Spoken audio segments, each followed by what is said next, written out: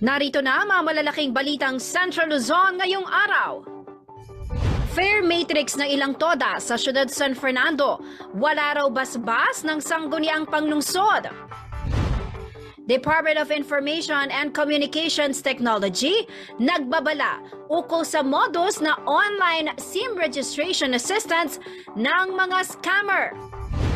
Singil ng Esfelabco, magiging 15 pesos per kilowatt hour dahil sa generation charge ng bagong power supplier.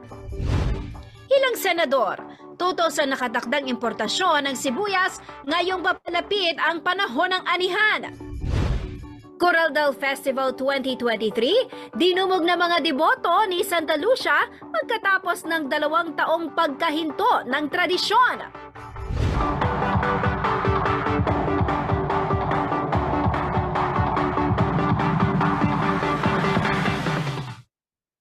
Magandang gabi ka rehiyon. Ako po si Jennifer Salenga, taga rito. Kasama nyo para sa CLTV 36 News.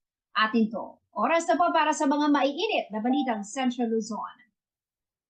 Ilang mga pasahero at estudyante sa siyudad San Fernando ang nagrereklamo sa paiba-iba umanong singil sa pamasahe ng ilang mga tricycle driver. Napag-alaman mula sa City Public Order and Safety Coordinating Office o si POSCO na walang basbas ng sangguniang panglungsod ang fare matrix na ginagamit ng ilang toda. Magkagayunman, kailangan umanong ma-update na rin ang dating matrix batay sa sitwasyon at sa presyo ng produktong petrolyo. Narito ang report ni Paulo G. Santos. Sa pagsipa ng presyo ng petrolyo sa bansa, hindi lamang ang mga mass transportation gaya ng mga bus at jeep sa probinsya ang tinatamaan. Pati na ang mga miyembro ng Tricycle Operators and Drivers Association o TODA. Sila ang mga inaasahan ng mga commuter sa kada komunidad dito sa probinsya ng Pampanga. Dito sa Barangay Del Pilar, siyudad ng San Fernando, Pampanga, kung saan malapit sa University of the Assumption Campus, reklamo ng ilang mga estudyante ang hindi patentadong singil ng mga trike driver. Sinisingil po sa amin, 100 yung papuntang SM. Hindi ko po alam kasi yun lang po yung... Talaga 100. 100. Hindi naman overcharge para sa'yo. Kasi po pag sasakay po ako doon sa likod, 70 lang. Nagbabayad na lang kami pag sinasabi nilang yun, 100 niya, binibigay na lang namin. Pag sumasakay po ako, iba-iba po yung sinisingil nila. Sa pag-usisa ng CLTV News sa nakaposisyon na terminal na malapit sa campus na kung tawagin ay Unisite Tricycle Operators and Drivers Association o TODA, wala raw katotohanan na sa kanilang hanay ang paiba-ibang presyo dahil bida ng kanilang presidente, mayroon silang fare matrix at ito raw ay bunga ng konsultasyon ng universidad at ng kanilang barangay. Yung taripa namin galing sa UA. Silang nakasabit sa mga loob ng tricycle, sir. Kami kasi, sir, may taripa kami. Kaya pag mayroong reklamo sa mga estudyante, dapat alam nila yung body number namin at saka yung TODA namin. Mula sa point of origin ng campus at sa mga destinasyon sa syudad ay may katapat na presyo na nakadepende sa bilang ng pasahero na maghahati. Ang pinakamura dito ay 40 pesos ang bayad sa 1 hanggang 2 pasahero. Sa Baluyot Bridge o maging sa public market, 60 pesos kung 3 naman ang pasahero. Habang ang long distance na abot hanggang Dolores at malalaking mall ay naglalaro sa 100 hanggang 120 pesos. Ang base fare umano nito na dating 30 pesos ay pinayagan na rin nila na itaas na rin ng 10 piso kaya naging 40 pesos. 10 piso lang naman, dating minimum na 30, naging 40. Aprobado naman sa loob ng assumption. Paliwanag naman ni Louie Clemente, Chief ng City Public Order and Safety Coordinating Office o CPOSCO at tumatayo ring miyembro ng Tricycle Franchising Board ng syudad, kailangan daw munang aprubahan ng sangguniang panlunsod ang ginagamit na fare matrix ng nasabing TODA. Actually, atin tamo as per ordinance. Kaya mo, obsolete na yan. So talagang subject for revision niya. Ngayon atin yung makabuong Tricycle Franchising Boarding City. Actually, itang board dito ya dapat magtakda. Kaya nung magkano yung price increase. Kaya ba't kanita, Idol, i-endorse siya king sangguniang panlusod for it to be institutionalized. Legislative intervention niya. O yung gagawan na ngayon ring tricycle, ay ila mismo mag-decide lang magtas lang. Inamin rin ni Clemente na hindi ito regulated ng lokal na pamahalaan ang mga ipinatutupad na fare matrix. Kanya-kanya na lamang umano ang mga ito dahil obsolete na kung tutuusin ang nakasaad sa base fare na nakasaad sa traffic code ng syudad. Itang tauli yung pamisabi, magkano yung base fare gen trike? Ay, kinatanda, Idol, pero definitely aline applicable itang maka-provide kaya itang traffic management code eh. Talaga makakaita, Idol, aline maka-akma. So itang dati ng gagawan na kanyang ken, itapin itang as practice po tangkay, o ngayon kanya bisa lang magdagdag, kung balo na yung making basihan da kitang pamagdagdag nung by kilometer or what, or nung nino may dikta kitang amount.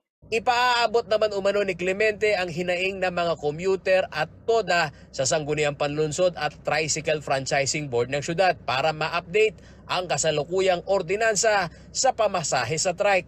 Sa buong San Fernando, nasa 56 ang TODA na may 3,511 franchise units. Samantala, sa price monitoring ng Department of Energy o DOE, sa pagtatapos ng taong 2022 sa kaliwat ka ng pagtaas ng presyo ng gasolina na gamit ng mga tricycle, umabot sa 17 pesos and 75 centavos ang net increase nito. Ang diesel naman na gamit sa mass transportation gaya ng jeep at bus ay umabot ng 33 pesos and 85 centavos ang net increase.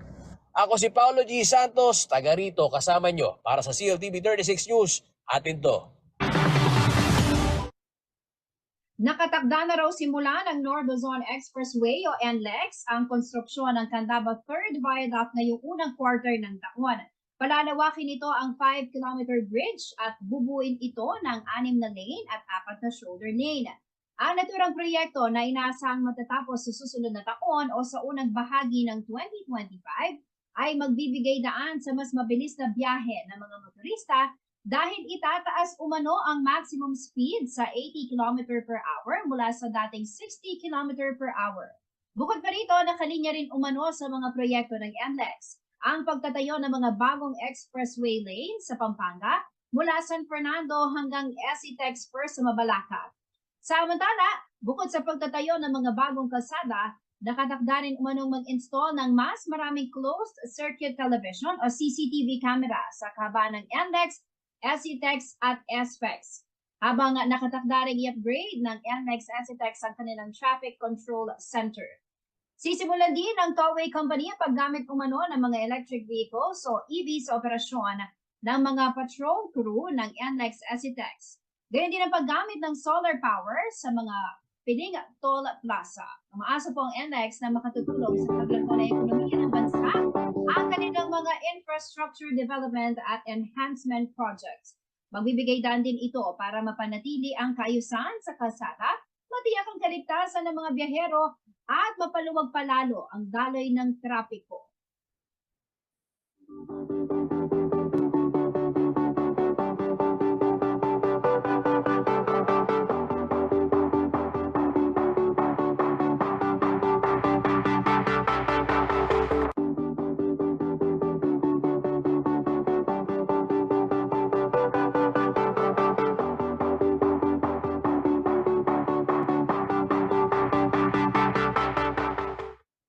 Nagbabala ang Land Transportation Office sa publiko na huwag tangkilikin ang mga nagpapakilalang fixer na tutulong umano sa kanila na mapabilis ang proseso ng pagkuha o pag-renew ng lisensya kapalit ng mas mataas na singil. Pinagbabawalan na raw kasi na makapasok sa LTO compound ang mga pinaghihinalaang mga fixer. Si JM De Jesus ang may balita. Sa paligid na ito ng Land Transportation Office nagkalat umano ang mga nagpapakilalang fixer para sa mabilis ng pagkuha at pag-renew ng lisensya. Ngunit sila ay pinagbabawalan na makapasok sa LTO compound kaya wala raw pag-asa na sila ay makapag-fix o makapagpalusot ng anumang transaksyon na nais silang agarang maiproseso. Yung lahat ng alam namin nagpipixer, hindi namin pinapapasok dito sa LTO premise. At isa pa, kumisan, nagbabantay kami doon sa harap at pinagbabawalan namin yung mga guards namin na yung mga picture, wag na lang papasukin. Dahil nakikita naman namin yan doon sa kabila doon araw-araw kung sino yung mga nagpipicture. Kaya yun, hindi namin sila pinapapasok dito para hindi sila sa mga tao. Bukod sa malaking bayarin na sinisingil ng mga fixer, hindi rin daw sigurado kung maipoproseso ng tama ang pagkuha at pag-renew ng lisensya kung hindi ito dumaan sa tamang hakbang. Kapag nakipag-deal tayo sa fixer, may additional amount, additional fee.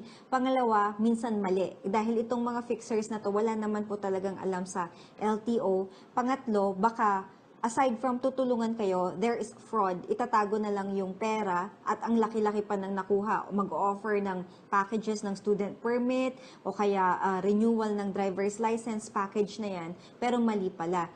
Kung tutuusin ay higit na mabilis na raw ang pagkuha at pag-renew ng mga lisensya ngayon kung kaya't hindi na kailangan pang mag-fixer.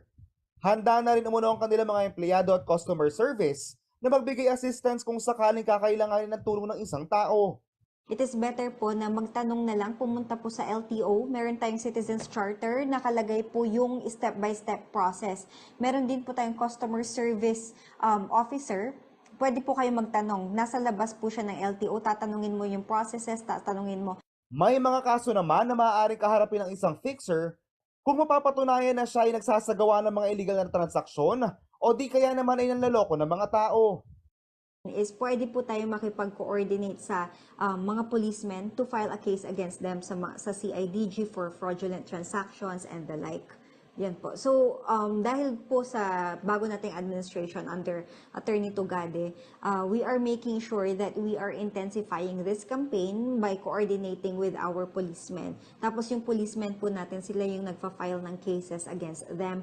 And kami naman po, kami yung nagre-report and usually we join these people in going and doing some operations, entrapment operations para po mismo kami yung makaka-witness na may fixing and then we turn this over to the policemen. Suportado naman ang karamihan ng ating mga kabalen ang laban sa mga fixer at mas gugustuhin nila na sila mismo magproseso ng kanilang mga kakailanganin dokumento dahil mahirap na umano ang buhay at mas lalo pang ihirap kung sila ay maloloko. Ayun lang po kasi yung alam na tsaka unang-una hindi ka nagagastos kasi yung mga fixer yan Yung syempre tutulungan ka rin pero kung gusto mo ng mabilis na proseso, sumunod ka na lang sa gusto nila kasi baka mahirapan ka lang lalo pag nag-fixer ka. Mas madali na rin umano ang kanilang nararanasan na proseso kumpara dati. Mas mabilis siya ngayon dahil may advance na CDE na tayo online. And then pag after nun, wala nang hindi na mahaba yung pila, mas mabilis siya ngayon. Kung may mga kasalamuha o magpapakilalang fixer, ay maaari umunong itong i-report sa tanggapan ng LTO. Ako si Gian De Jesus, taga rito, kasama nyo. Para sa CLTV 36 News, atin to. Nanumpa na ang 115 bagong promote na PNP personnel ng Police Regional Office 3 sa Parade Ground Camp Camden, Julian Olivas, City of San Fernando, Pampanga nitong Martes ng umaga, ika-10 ng Enero. Ang oath-taking, mass pinning at donning of ranks ng mga bagong promote na Police Commissioned Officers at Police Non-Commissioned Officers ay pinasiwaan ni PRO3 Regional Director Police Brigadier General Cesar Pasiwen. Sa kanyang mensahe, sinabi ni Pasiwen na huwag dapat makontento sa promotion. Nais umano niya na magpatuloy, magsikap ng mas mabuti at yakapin ang mga hamon. Huwag kumapit sa katiwalian, huwag makisali sa mga iligal na gawain at maglingkod ng tapat at taos-puso sa sambayan ng Pilipino. Sabay-sabay na isinagawa ang aktibidad sa lahat ng TPO at CPO sa buong rehiyon kung saan may kabuang 3,179 na tauhan ng PRO3 ang umakyat sa susunod na mas mataas na ranggo.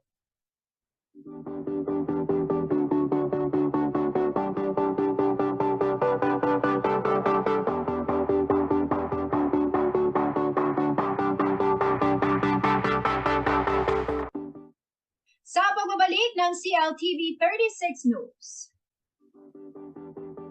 DI City, Nagbabala ukol sa online SIM registration assistance scam.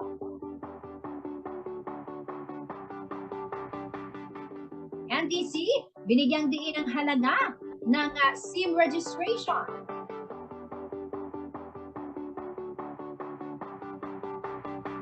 At Voters Education Seminar, inilunsad ng COMELEC sa buong bansa. Manatiling nakatutok para sa iba pang mga nangungunang balita ngayong araw.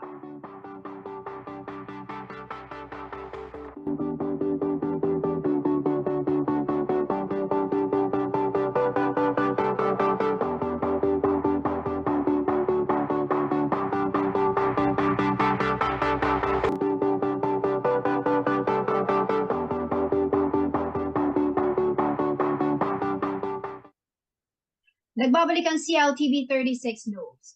At sa iba pa mga nangungunang balita, nakataya sa isinasagawang SIM registration sa bansa ang personal na impormasyon ng mga subscriber. Kaya pinag-iingat ng Department of Information and Communication Technology o DICT ang publiko sa posibleng scam sa online assistance sa pagre-register. Sa dami ng mga subscriber ng mga telecommunications company na kailangan magparehistro ng SIM, mayroong nahihirapan sa registration. Ang sitwasyong ito ang posibleng umanong samantalahin ng mga scammer sa pamamagitan ng pag-aalok ng paid online assistance. Maliban sa pagbabayad, nasa panganib umano ang personal na impormasyon kung tatangkilikin ang ganitong modus. Maaari umanong mabiktima ng identification theft, mawala ng pera at iba pang krimen. Hindi rin daw dapat ibenta o bilhin ang mga nakarehistro ng SIM card. Upang malabanan ng ganitong scam, naglabas na ng 24/7 Complaint Center ang iba't ibang ahensya ng gobyerno na pinamamahalaan ng DICT Cybercrime Investigation and Coordinating Center. Dito maaaring idulog ang mga reklamo kaugnay ng mga SIM card registration scam. Samantala, wala manong plano ang DICT na i-extend o palawigin ang deadline ng SIM registration na nakatakdang magtapos sa April 26, 2023. Bunsod raw ito ng mababang bilang ng mga natatanggap na reklamo ng ahensya simula ng ilunsad ang registration. Batay sa datos ng Interagency Response Center o IARC, nasa kabuang 1,263 na reklamo ang kanilang natanggap mula sa kanilang 24/7 hotline na 1326 mula December 27, 2022 po yan hanggang sa kasalukuyan. Ngunit karamihan umano sa mga reklamo ay natugunan na, gaya ng malfunction o hindi paggana ng mga website, gayon din ang iba pang aberya sa proseso ng pagpaparehistro. Bukod pa rito, sa kasalukuyan daw ay nasa mahigit 16 million na ang nakapagparehistro ng kanilang SIM at target nila ang 1 milyon na SIM registration ang may tatala sa isang araw. Dahilan upang hindi na palawigin pa ang pagpaparehistro.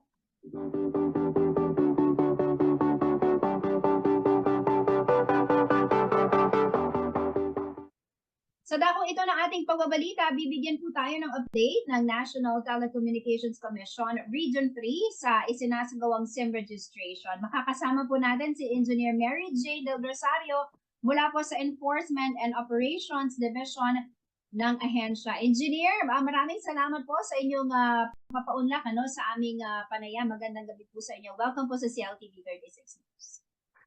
Magandang gabi din, Miss Jennifer Sanenga at sa mga nakikinig po natin mga kababayan. Yan. Alright, Engineer, so far po, kumusta na ang SIM registration? May nakukuha na ba po tayong datos sa mga telco kung gaano na karami ang nakapagparehistro na ng SIM? Okay. So meron po tayong datos as of January 10, 2023.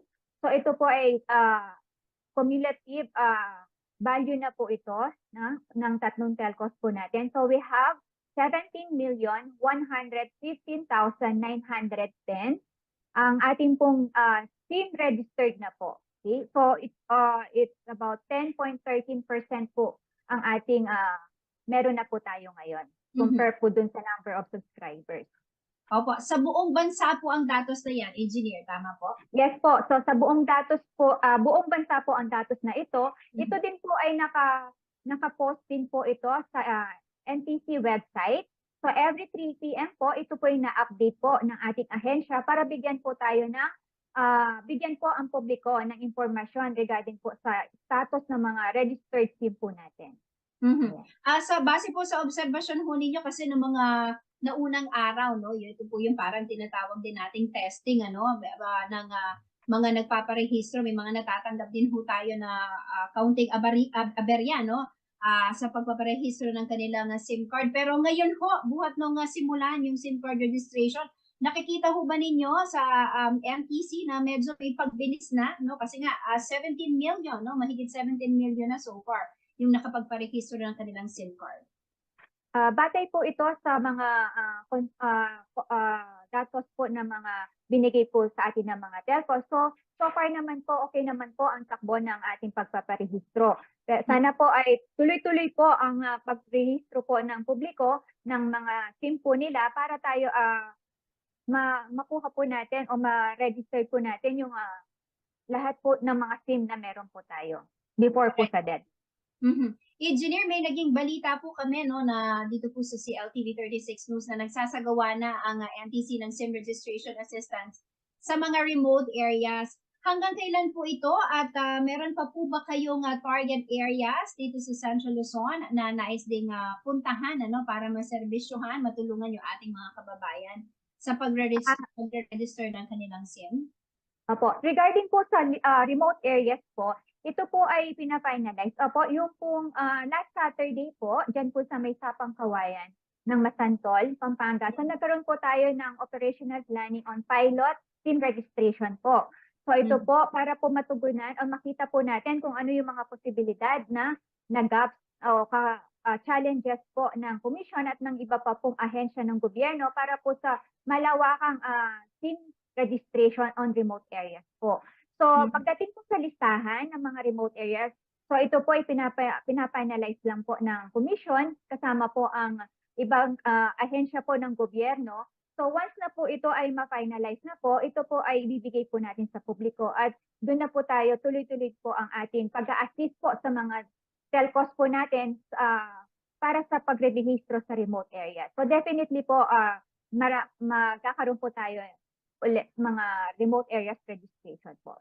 Alright, So, si NTC po magpapacilitate po with yung mga registration with telcos. Yan, magandang balita po yan, ano, lalo na meron po tayong mga kababayan na medyo hirap, no, sa pagre-rehistro ng kanilang SIM card. Anyway, nagbabala po ang DICT tungkol sa online assistance naman sa SIM registration na ito nga po posibleng posible pong maging scam, no? Gaano po ba kaposible ang ganitong mga modus o ito pong pagsasamantala, no, na sa ating po mga kababayan na nahihirapan nga sa pagre-register ng kanilang SIM card? Okay. Yun po, kagaya po ng DICT, ang NTC din po ay nagbibigay po kami ng babala na wag po natin wag po tayong mainganyo na yung po mga yung mga tumutulong or nag-assisted, sabi nga po, ng mga pribadong personalidad po. Dahil possible po yung selfie, yung ID po na maibibigay po natin sa kanila. So possible po kasi na magamit po yan. So yun po yung iniiwasan po natin, yung mga transaction. Kasi isa po sa mga requirements sa pagre-rehistro ay yung ID po natin at yung selfie. So kapag po yan na na-store or nabigay po natin sa mga anyone po, okay, o yung mga nagsasabi na tutulungan sila, so possible po yan ay magamit sa mga krimen o kaya po hindi magandang gawain.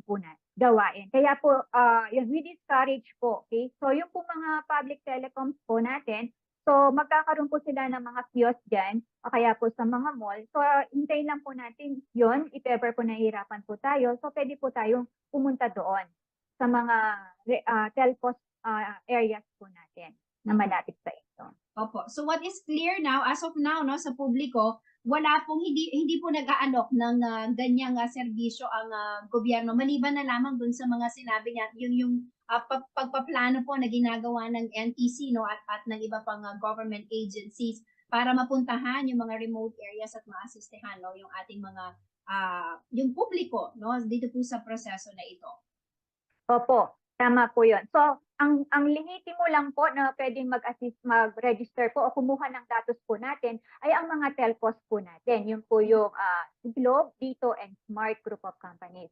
So, maliban po doon, so wag po natin ibibigay yung mga impormasyon na datos na meron po tayo. Yan. Baka po kasi makompromiso ang ating mga personal information kung tayo ibibigay po natin sa iba't ibang tao po. Correct. Engineer, kunin ko na rin po ang pagkakataon na ito no, para po sa ating mga manonood. Ano po ba ang kagandahan at bakit po kailangang irehistro ang SIM?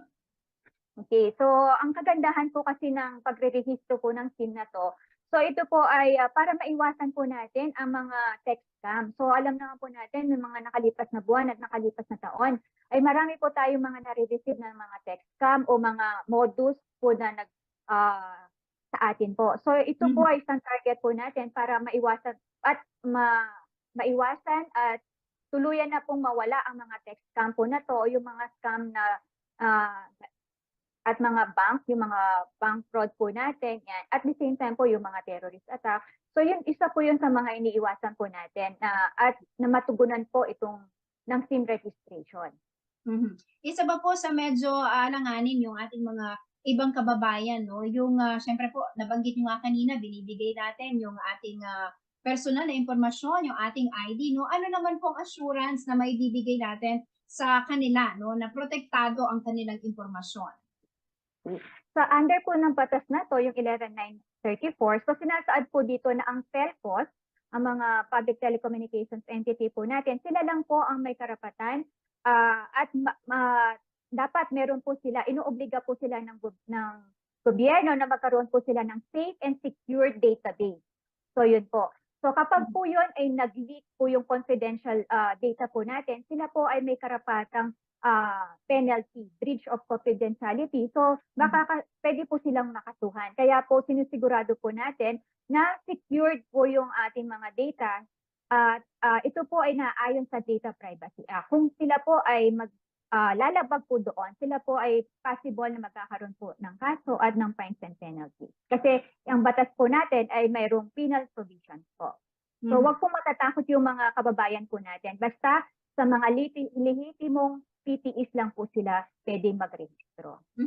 Engineer, ito pong SIM card registration para sa lahat po ito, no? Ano pong mangyayari kapag hindi po nagparehistro, no, yung ating mga kababayan after the deadline? Okay, after the deadline po, so kapag hindi po narehistro, ma-deactivate po ang ating mga SIM. So hindi na po natin sila magagamit. Yan. So after po nung deadline, meron po silang last 5 days. Yun po, last 5 days, kapag iyon po ay hindi pa rin po nila naparehistro, so hindi na po nila magagamit yung kanilang SIM. Possible po na wala na. Opo. Engineer, bilang panghuli na lamang po, ano pong mensahe ninyo, no, sa publiko? Yun po, sa lahat po ng mga nakikinig at ngayon po, so magparehistro na po tayo, wag na po natin hintayin yung deadline po.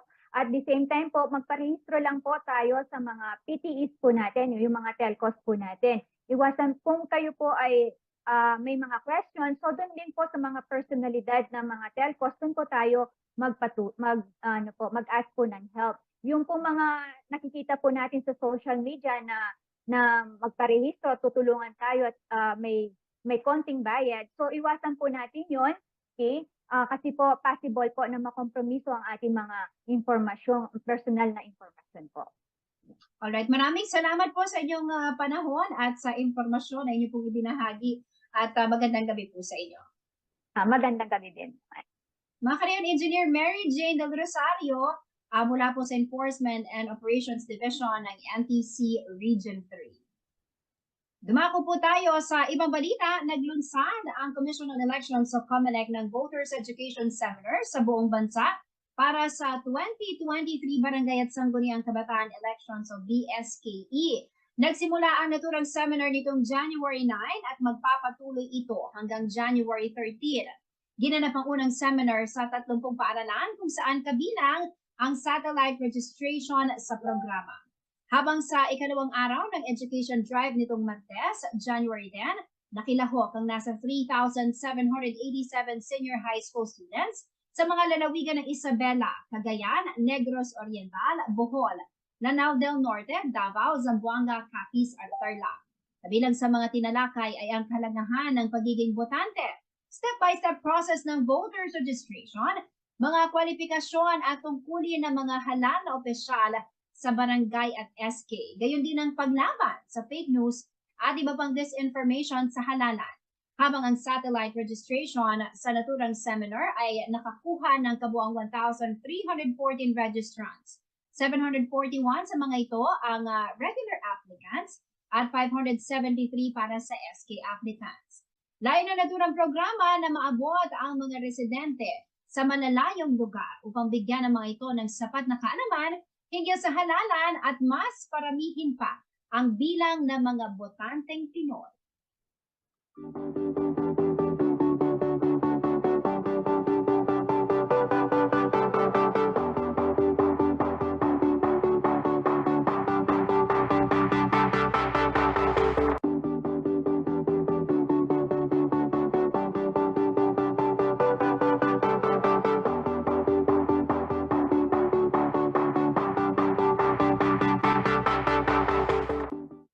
Sa pagbabalik ng CLTV 36 News.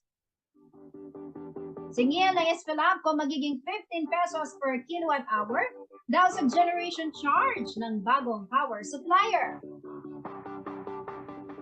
Ilang senador tutol sa nakatakdang importasyon ng sibuyas ngayong papalapit ang panahon ng anihan. Damaged circuit breaker idinahilan ng kaap sa Pumalyang Air Traffic Management System. At January 23, idineklara bilang special non-working day sa Bulacan. Manatiling nakatutok at magbabalik ang CLTV 36 News.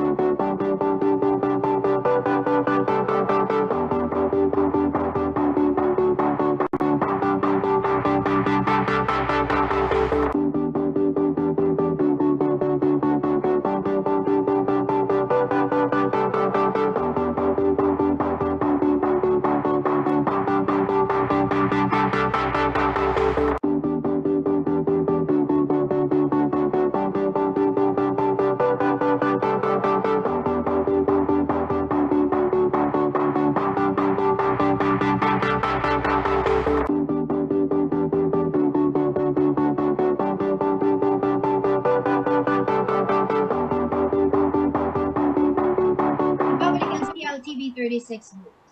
Inanunsyo ng San Fernando Electric Light and Power Corporation o SFELAPCO na magkakaroon ng higit 6 na pisong dagdag sa bawat kilowatt hour ng generation charge ngayong Pebrero. Natapos na raw po kasi ang kontrata ng SFELAPCO sa isang geothermal power producer kung kaya't lumipat ito sa coal power na higit na mahalang presyo. Paglilinaw ng korporasyon, walang pagtaas sa kanilang sinisigil na distribution charge. Ang detalye sa ulat ni Paolo G. Santos. Nitong December 22 ng nakaraang taon, tapos na ang 10 taong kontrata ng San Fernando Electric Light and Power Corporation o SFELAPCO sa isang geothermal power producer na siyang pinagmumulan ng kuryente para sa mga consumer. Bunsod nito, humanap ng ibang mapagkukuhanan ng SFELAPCO at ito ang coal power na higit na mas mataas ang presyo. Marami nang naunang nakikipag-side ng contract sa kanila o nag-stop operation? Ano ba nangyari doon sa pinagkukuhanan natin ng mura? Tulad po ng hindi lang po tayo ang distribution activity sa Pampanga. Marami po in a way, kumbaga, nagunahan na makakuha ng supply. While hindi tayo tumigil na maghanap ng magandang supply, pero wala pong sapat na supply para sa atin. Kaya napilitan tayong bumili dito sa coal plant na to. At yun nga lang, mas mahal na po ngayong taon na to sa pagbubukas ng bagong kontrata natin sa kanila. Kaya naman nagbigay na ng abiso si Erwin Nucum, spokesperson ng Espelapco, sa mga consumer na magkakaroon ng pagtaas ng generation charge na aabot ng higit 6 na piso. Kung dati ay nasa 4 pesos and 33 centavos lamang ito, ngayon ay posibleng pumalo na raw ito ng 10 piso. Kaya sa kabuuan, kasama na ang transmission at distribution charge, mauuwi sa 15 pesos per kilowatt hour ang makikita na bayarin sa kuryente simula ngayong Pebrero. Wala po tayong ibang pwedeng pagkuhanan ngayon. Kaya temporary itong setback na to. At wala tayong choice kung hindi bumili kahit mahal. At ito po yung gusto nating pagandahan sana ng ating mga consumer. Dahil medyo malaki-laki po to. Dahil from December, na kung saan wala mang 9 pesos per kilowatt hour, aabot tayo ng almost mga 15 pesos siguro by February billing. So malaking jump po yan. Tapos malamig yung panahon ngayon, tapos pagpasok ng tag-init, malakihan po talaga yung expect nating pagtaas.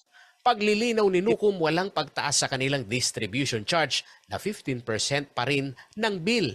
Hindi rin daw nila pinapatungan ang generation charge kung magkano itong ibinebenta ng power supplier at ganun din nila ito ipinapasa sa mga consumer.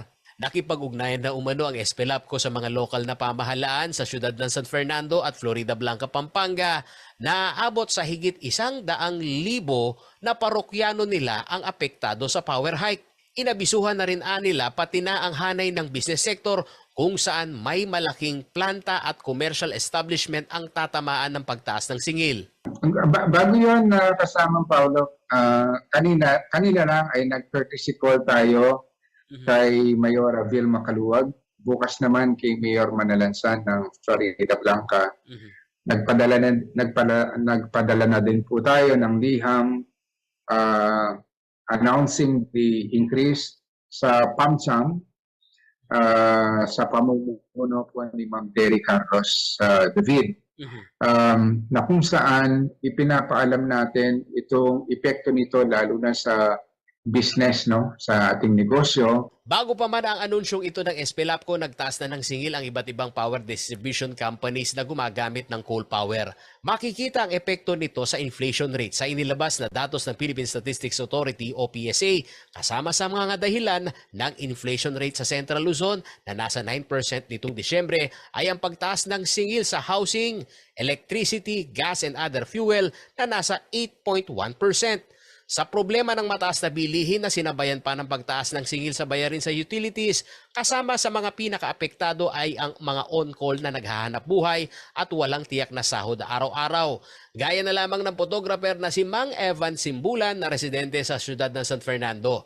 Palagi ang titig niya sa kanyang bill sa kuryente. At sa regular na singilin buwan-buwan, nakadepende lamang siya sa kanyang kita na tsamba-tsamba mula sa tawag ng mga suki mula sa graduation sa eskwela, kasal, binyag at libing. Income namin, alam mo naman yung kasi photographer ako, kumisan meron, kumisan wala. Lalo naman pandemic, yung mahirap yung mga eskwelahan ngayon. Medyo wala pang mga events na ginagawa. Sa 15 pesos na bayaran kada kilowatt hour, pangamba niya na kahit sa pagtitipid pa nito ay hindi raw sasapat ang kanyang kita para bayaran ang bill sa kuryente na nakaambang tataas ngayong buwan ng Pebrero. Kaya apilan niya sa gobyerno.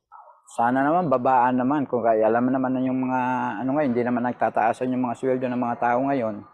Saka yung mga bilhin. Tapos tataas pa yung kuryente. Paano naman yung mga tao? Ako si Paulo G. Santos, taga rito kasama nyo para sa CLTV 36 News. Atin to.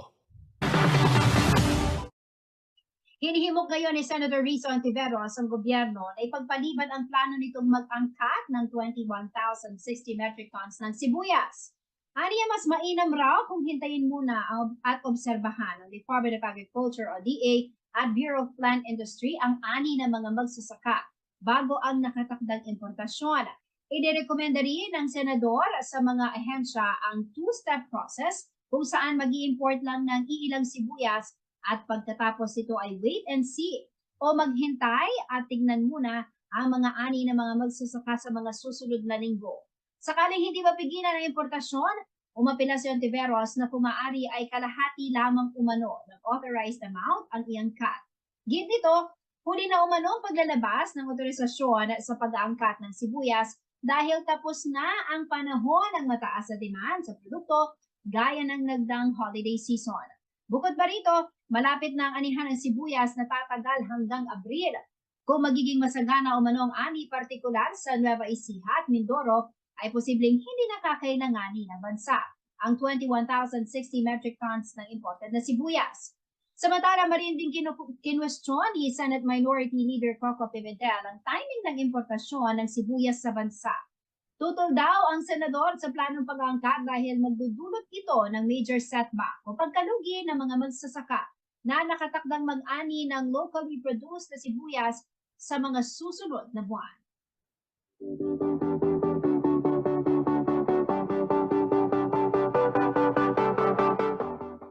Umarangkada na ang preliminary investigation ng Kamara kaugnay ng nangyaring aberya noong bagong taon dahil po sa pumalyang Air Traffic Management System ng Civil Aviation Authority of the Philippines o CAAP. Idinahila ng ahensya ang damage circuit na siyang pinagmulan umano ng problema sa navigation system. Narito ang report ni Paolo G. Santos. Damage circuit breaker ang kinakatwiran ngayon ng CAAP at ilang opisyal ng Department of Transportation o DOTR sa aberyang idinulot ng palyadong air traffic management system ng bansa na nakaapekto sa daan-daang flights at libu-libong air passenger noong bagong taon. Batay ito sa naging presentasyon ni CAAP Director General Captain Manuel Tamayo sa pagharap nito sa preliminary investigation ng House Committee on Transportation. Nagkaroon umano ng overvoltage at resulta nito ay naapektuhan ang uninterrupted power supply o UPS na siyang nagresulta sa pumalyang communication navigation surveillance. Isang pase, yung line 3 at saka neutral, yung nasukat po namin is 380 volts. Ngayon pa, supposed to be on 220. Isiniwalat din ni Tamayo ang gumugulong na hiwalay na investigasyon sa kanilang mga tauhan hinggil sa kwestiyon ng competency ng mga ito kung bakit hindi na isaayos ang maintenance sa naturang circuit breaker. So hindi naman natin pwedeng sabihin na kasalanan ng circuit breaker kasi hindi namin alam kung hanggang kailan siya mag-fade. So it's up for us, di ba? Yung tao po na nagme-maintain nun. So ano po masasabi niyo doon? That is correct, ma'am. As we mentioned po, ma'am, the investigation is still ongoing. Dalawa ko yung bodies na nag-investigate niyan. One, it is internal sa amin. And then there is an external body composed of different agencies. Sa pag-usisa ng ilang mga mamabatas, may kapabayaan o walang force majeure na maituturing umano sa nangyaring aberya, kaya nabuksan ang usapin ng pagbibigay ng kompensasyon sa mga naabalang air passenger. So tingin natin dito, based doon sa initial na mga presentation po ng CAAP at saka ng ating DOTR, merong negligence somewhere na kailangan nating makita. At yun nga po, hindi lang dapat sorry, dapat meron ding panagutin in terms of financial or whatever na compensation para sa ating mga pasahero. Sagot naman dito ng DOTR sa usapin ng kompensasyon. According to our lawyers po, we don't have a legal obligation to pay those affected passengers, although we have a moral obligation. But we need funds because it's the government who will pay. No? So if we will pay, we will need fund. We should include it in our budget, Mr. Chairman. Samantala, ayon kay Cagayan de Oro 2nd District Representative Rufus Rodriguez, kailangang marilib sa pwesto o mag-leave of absence muna ang mga focal person ng CAAP upang hindi makompromiso ang investigasyon. Duda ang mambabatas sa paiba-ibang bersyon ng problema na ngayoy isinisisi sa circuit breaker.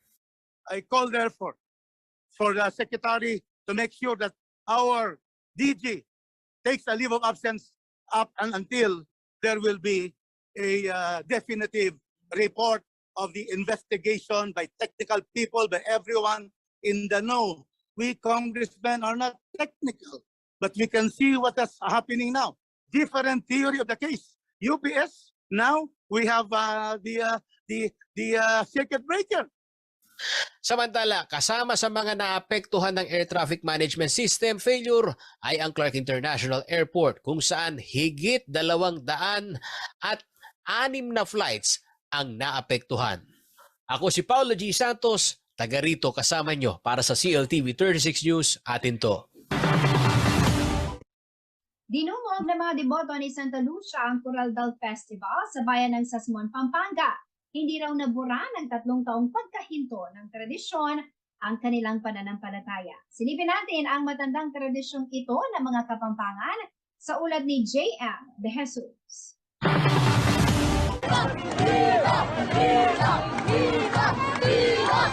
Viva Apong Lucia, Puwera Sakit! Ito ang sigaw ng mga deboto ni Santa Lucia na muling nakasali sa Coraldal Festival matapos ng 3 taon na hindi ito ipinagdiwang. Para sa kanila, ito ay malakas na panalangin, tanda ng kanilang matinding pananampalataya na pakikinggan ang kanilang taimtim na dalangin. Nagsimula umunong tradisyon bago pa ang panahon ng Kastila. Sumasayaw ang kanilang mga ninuno bilang pasasalamat sa magandang ani at masaganang huli ng mga isda. Hanggang sa dumating ang mga Agustino at ipinakilala si Santa Lucia na malugod namang niyakap ng mga tiga-Sasmuan. Ang ginawa ng mga Agustino is para mahikayat yung mga ating mga ninuno, etong ang Coraldal sa pagdating ni Santa Lucia sa aming parokya, inadapt or niyakap itong kagawian na to at ito'y binansagan nila or pinangalanan nilang Coraldal. Nagmula ang salitang Coraldal sa salitang Espanyol na kurar na nangangahulugan ng pagalingin at salitang Indo-Malaysian na dal na ibig sabihin ay paggalaw. Isa rin ito sa mga itinuturing na pinakamatandang tradisyon dahil ito ay nasa mahigit 400 years ang isinasagawa sa bayan ng Sasmuan. Kung titignan mo yung isinulat ni Father Gaspar de San Agustin ng 1595 to 1600, sinabi niya na ang tradisyon ng debosyon kay Santa Lucia sa bayang ito ay matandang kaugalian na. Anong sinasabi niya? Sinulat niya yun ng 1595. Ibig sabihin, para bagang pagdating nila rito ay talagang lumaganap na ang matandang debosyon kay Santa Lucia. Bukod sa pinakamatanda, ay isa rin ito sa pinakamahaba na selebrasyon sa bansa dahil humigit kumulang 1 buwan ng Coraldal Festival. Siguro walang pinagkaibahan sa tendency ng mga Pilipino, lalong-lalo yung mga Kapampangan, na mag-celebrate ng Pasko ng matagal. They want to extend the merrymaking of Christmas as long as they could. So yung mga, pagdating ng bare months, nagsisimula na, di ba? So ganun din siguro, nagsisimula sa December 13 na nagkataon, piyesta ng patron saint ng bayan. So doon na lang sinisimulan. While the rest of Pampanga, siguro bandang umpisa ng Simbang Gabi, which is December 16 or 3 days later. Tapos talagang tinatapos nila sa Epiphany, yung pagbisita ng 3 hari doon sa manger sa Bethlehem. Marami na rin umuno mga deboto na nabigyan ng mirakulo sa kanilang mga hiling at isa na rito ang mag-asawa na Mary at Eric Manag ng Lubao, Pampanga. Taong 2000 umano na magsimula sila sa debosyon kay Apong Lucia at ang kanilang hiling ang magkaroon ng anak. Eto, after 7 years, eto na siya! Hiningi namin sa kanya kay Apong Lucia. Viva! Viva! Apong Lucia! At dahil naranasan nila ang mirakulo ni Apong Lucia ay taon-taon, bumabalik sila upang ilapit pa ang kanilang mga dalangin para sa kanilang mga kapamilya. Sana gumaling ang aking nanay. Ang mami ko, nasa hospital siya ngayon. Sana gumaling. Totally healing for her. Complete healing. At dahil back with the bang ang Coraldal Festival, ay sinigurado ng lokal na pamahalaan na maayos at walang magiging aberyang selebrasyon. Oo, siyempre excited kami, no? Kaming mga taga-Sasmuan. Kaya talagang pinagandaan namin lahat ng mga agencies ng gobyerno dito sa Sasman. Pinatawag ko lahat yan para maging ready kaming lahat. Para kung ano man ang mangyari, handa kami. Kaya kailan, para siyempre yung seguridad ng mga tao, yun ang inaalala ko. Para lahat, hindi magkaroon ng problema, para lalong dumami yung pupunta rito sa Sasman. Kilala bilang isa sa mga deboto, dalangin ng alkalde ngayong taon ang panunumbalik sa dati at pagganda ng buhay ng lahat. Lagi rin talaga ako nagdadasal, nagsisimba para nga sa mga kababayan ko at saka siyempre sa mga mahal natin sa buhay para maging bumalik na yung sigla at payapa at yung pag-unlad, progreso ng bayan ng Sasman. Matapos ang misa na pinangunahan ni Archbishop Emeritus Pasiano Aniceto, ay nagsimula ng sayawan at mga pagsigaw ng mga dalangin ng mga deboto. Tinataya namang nasa mahigit 2,000 ang dumayo para makiisa sa Coronadal Festival 2023. Maayos din pamila mga deboto dala-dala ang kanilang mga panyo sa paniniwala na makakapagpagaling ito kapag ikinuskos sa imahen at pagpapatunay na malakas sa pananampalataya ng mga kabalen. Ako si GM De Jesus, taga rito, kasama nyo. Para sa CLTV 36 News, atin to.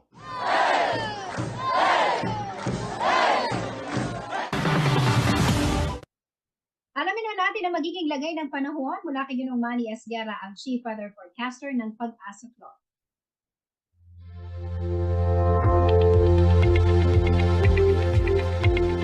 Narito po magiging taya ng panahon sa susunod na 24 oras.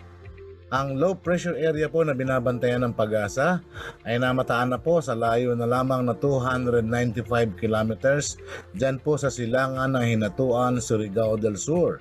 Samantala, shear line naman po nakakaapekto dito sa silangang bahagi ng Southern Luzon kasama na po ang Visayas. Kaya po ang mga lugar ng Bicol Region, Visayas at Mindanao, magiging maulap po ang papawirin na may mga kalat-kalat na mga pag-ulan, pagkulog at pagkidlat. Ito po ay dulot ng low pressure area at ng shear line. Ang Cagayan Valley naman po, Aurora, Quezon, Marinduque at Oriental Mindoro, maulap po ang papawirin na may mga pag-ulan. Ito po ay dulot ng amihan o northeast monsoon. Gayon din po ang Metro Manila at nalalaking bahagi ng bansa, kasama na po dito ang Pampanga, ay magiging bahagi hanggang sa kuminsan ay magiging maulap din po ang papawirin. Meron lamang pong inaasahang mga mahihinang mga pag-ulan. Ito po ay dulot din ng northeast monsoon o hanging amihan. Sa ngayon po ay mababa naman din ang tsansa ng low pressure area na mabuo bilang isang ganap na bagyo, pero uulanin po yung mga nabanggit na lugar. Kaya po posible po doon ang mga pagbaha at saka ang landslide. So pinag-iingat po natin ating mga kababayan. At yan mga balita ang nakalap ng ating news team. Kasama po ang buong pwersa ng CLTV 36 News and Current Affairs. Ako po si Jennifer Salenga, taga rito. Kasama nyo para sa CLTV 36 News. Atin to. Maraming salamat po.